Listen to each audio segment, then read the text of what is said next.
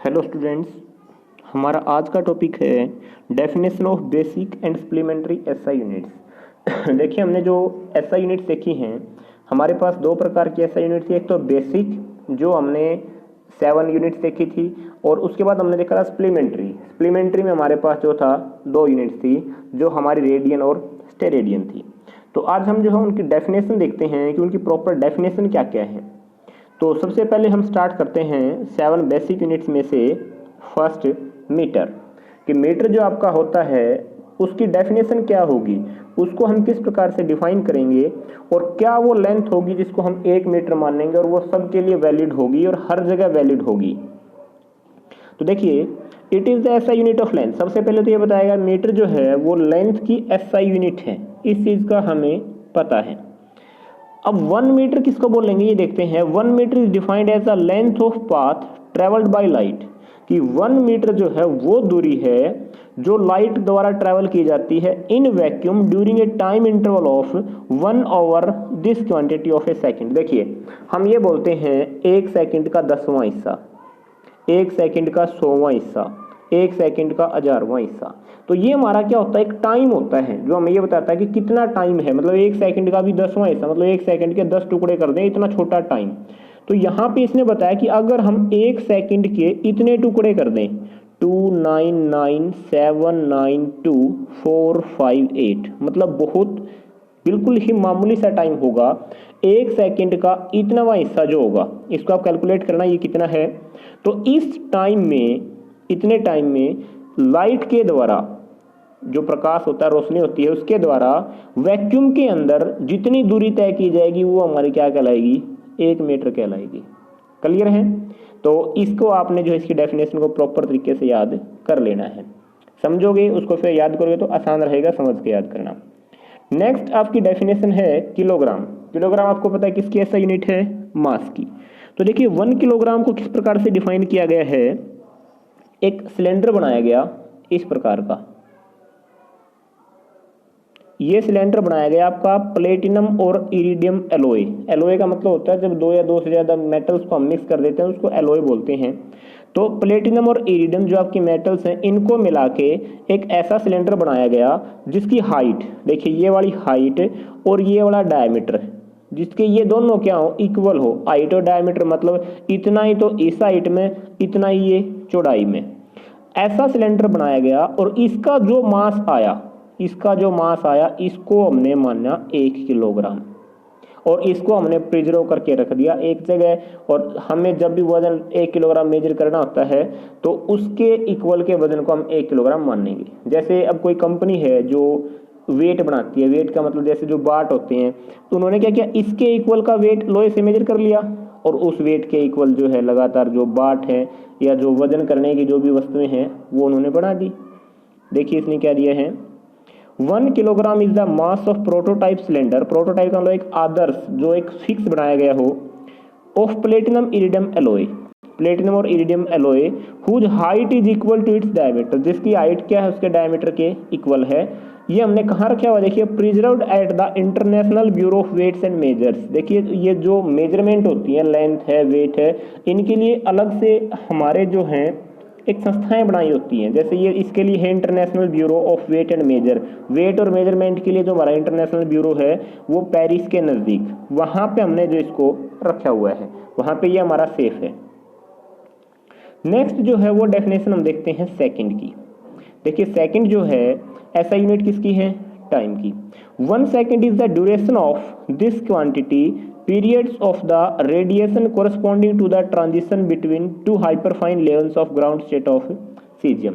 देखिए इसको आपको थोड़ा सा एडवांस से इसको समझना पड़ेगा आपको। ये आपके पास सीजियम का एक एटम है, ये सीजियम के एटम के अंदर ये सीजियम का न्यूक्लियस, और ये न्यूक्लियस के बाहर इसके ऑर्बिट्स जहां से इसका इलेक्ट्रॉन रिवॉल्व करता है। हम मान लेते हैं इस आउटर ऑर्बिट में एक इलेक्ट्रॉन है।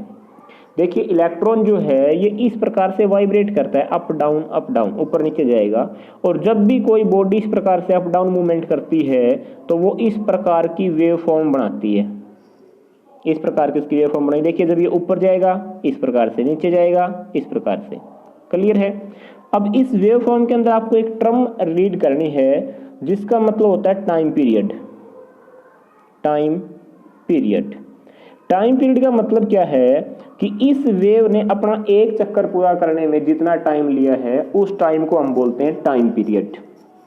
अब ये देखिए इसका चक्कर कहाँ तक पूरा होता है, देखो यहाँ से इसने शुरू किया, इसको हम अलग कलर में ले लेते हैं, इसने यहाँ से शुरू किया अपना चक्कर लगाना। अब कई बच्चे बोलेंगे यहाँ से आया और ये इसका चक्कर पूरा हो गया, नहीं जी, यहाँ पे इसका चक्कर पूरा नहीं हुआ, यहाँ तक तो सिर्फ आधा चक्कर हुआ है, क्योंकि ये सिर्फ यहाँ पे था ओरिजिनली, ये ऊपर तो जाया लेकिन अब ये नीचे नहीं गया है, जब नीचे जाके वापस यहाँ आ जाएगा ना तब इसका एक चक्कर पूरा माना जाएगा। तो अब देखो ये अब ये नीचे गया और अब ये वापस यहाँ पे आ गया, तो यहाँ तक का जो है इस पॉइंट को हम बोलते हैं कि इसका एक चक्कर पूरा हो चुके हैं। अब यहाँ से लेके यहाँ तक जाने में इसने जितना टाइम लिया है वो कहलाता है इसका टाइम पीरियड, कि इसको अपना एक रेवोल्यूशन कंप्लीट करने में कितना टाइम लगा। क्लियर है?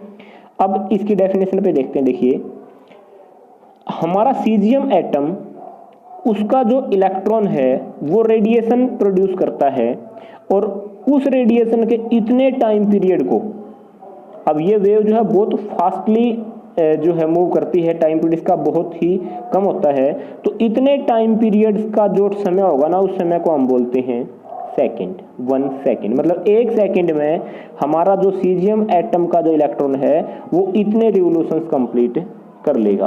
क्लियर है? और इसमें जो टाइम लगे है वो हमारा टाइम क्या है, 1 सेकंड। देखिए ये सारी चीजें जो है फिक्स हैं।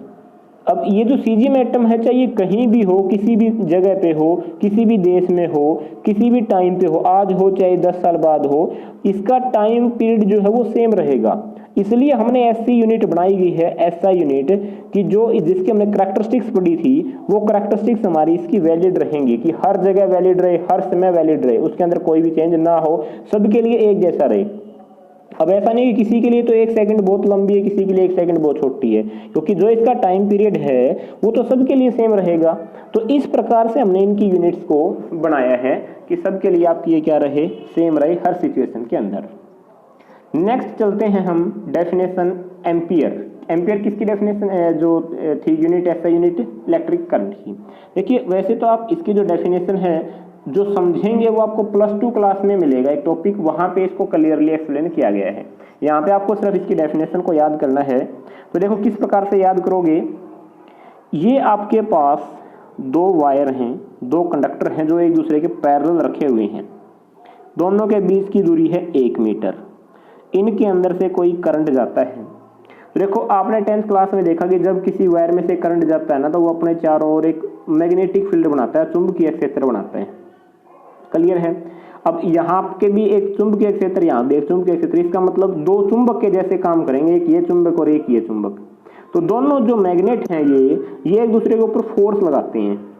अब ये जो फोर्स लगाते हैं तो अगर इस फोर्स की वैल्यू 2 × 10⁻⁻7 न्यूटन, न्यूटन किसकी यूनिट है, फोर्स की, पर मीटर ऑफ लेंथ, पर मीटर ऑफ लेंथ, अगर इतना फोर्स ये लगाएंगे ना तो उस टाइम पे जो इनके अंदर से करंट होगा उस करंट को हम क्या बोलेंगे, 1 एम्पियर बोलेंगे। क्लियर है? देखिए अभी के लिए आपको थोड़ा सा ये मुश्किल लगेगा क्योंकि ये आपके लिए बिल्कुल नया है, ये चीजें आपने पहले नहीं देखी हैं, इसलिए जो है इसको बार बार रीड करें, 2-3 बार रीड करें और वीडियो को दोबारा से देखें। फिर भी नहीं समझ में आता है तो आप मैसेज करके बताएं, आपको कोई और अल्टरनेट सॉल्यूशन प्रोवाइड करवाया जाएगा। देखिए इसकी डेफिनेशन देख लेते हैं। 1 ampere is that constant current which if maintained in 2 straight parallel conductors, कि अगर 2 स्ट्रेट पैरेलल कंडक्टर के अंदर ये मेंटेन किया जाए, ऑफ इनफाइनाइट लेंथ, जिनकी लेंथ बहुत ज्यादा हो, of negligible cross section area. देखो क्रॉस सेक्शन एरिया किसको बोलते हैं, आपकी वायर इस प्रकार की होती है, हमने 10th क्लास में बहुत बार डिस्कस किया इसको। तो जो ये वाला एरिया होता है इस एरिया को बोलते हैं हम area of cross section. And placed 1 metre apart in vacuum, vacuum के अंदर दोनों 1 मीटर की दूरी पे रखे हों, would produce these conductors a force equal to 2 × 10⁻7 Newton पर मीटर ऑफ लेंथ, कि अगर इन दोनों के बीच में 2 × 10⁻⁷ न्यूटन पर मीटर ऑफ लेंथ का अगर फोर्स प्रोड्यूस होगा तो उस समय जो इनके अंदर करंट फ्लो होता है उस करंट को हम क्या बोलेंगे कि वो करंट आपका 1 एम्पियर है। क्लियर है? साथ में से हम आज ये 4 ही डेफिनेशन करते हैं। चारों डेफिनेशंस आपने बड़े अच्छे से रीड करनी है और समझनी है, क्योंकि समझ के याद करोगे आसानी से याद हो जाएगा, और अगर रटोगे तो आपको ये बहुत मुश्किल लगेगा। जितना हो सके इसको समझने की कोशिश करना। अगर ना समझ में आए वीडियो दोबारा से देखना, बुक में से रीड करना, फिर भी ना समझ आए तो मैसेज करके बताना, आपको जो है और कोई अल्टरनेट सॉल्यूशन प्रोवाइड करवाएंगे जिससे कि आपको आसानी से समझ आ सके। Thank you.